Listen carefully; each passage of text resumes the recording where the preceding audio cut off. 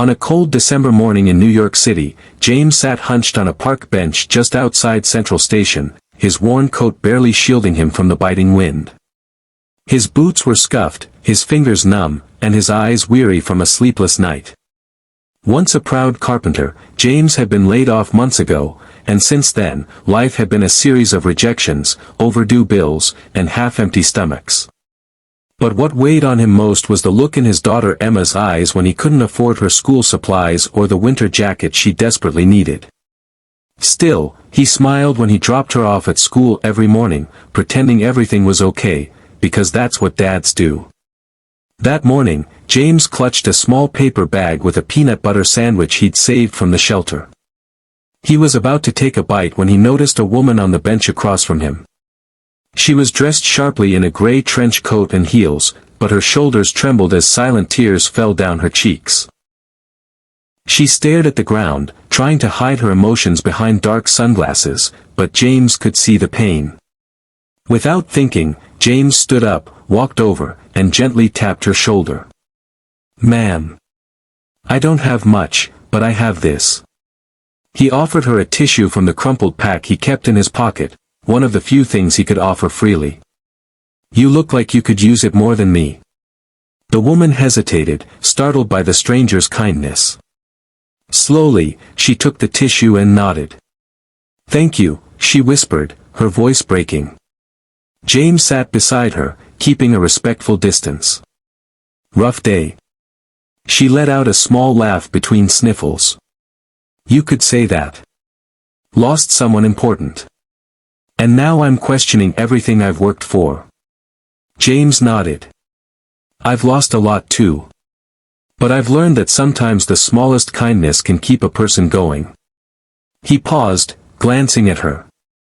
"You never know whose life you might touch just by showing up." They sat in silence for a few moments, two strangers bound by unseen struggles. Then she stood. "Thank you.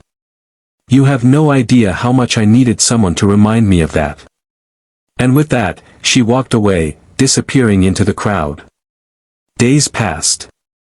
James returned to his routine, dropping off Emma, searching for work, eating from shelters, always keeping his spirits up for his daughter. Then one afternoon, as he waited outside her school, a sleek black car pulled up beside him. The tinted window rolled down, revealing the woman from the park. She smiled gently. "I've been looking for you," she said. "My name is Caroline Hayes. I'm the CEO of a company called Haven Tech. And that day in the park, you reminded me why I started this company in the first place, to help people, not just build profits." James blinked in disbelief. "I've read your story, your work history, your struggle. We need someone like you on our team. Someone with heart. I'd like to offer you a job. Full-time. With benefits. And, there's one more thing," she added, stepping out of the car. She walked up to him and smiled warmly. "I didn't tell you this before, but I used to watch you and your daughter at the school gate every morning. The way you held her hand, the way you smiled through the pain, I saw something beautiful in that. I fell in love with your spirit before I ever met you." James's knees nearly buckled. You did?" Caroline nodded, tears in her eyes again, only this time, they were happy ones. "Sometimes, love finds you in the most unexpected places. All it takes is one act of kindness." James didn't have the words. He simply held her hand, overwhelmed with gratitude.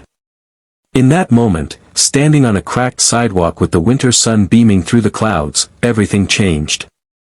The struggling dad who had nothing but a tissue to offer was finally seen, not as a failure, but as a man of worth, love, and quiet strength. And as Caroline and James walked together to pick up Emma, the world felt a little brighter, for them, and for anyone who still believes in the power of simple, human kindness.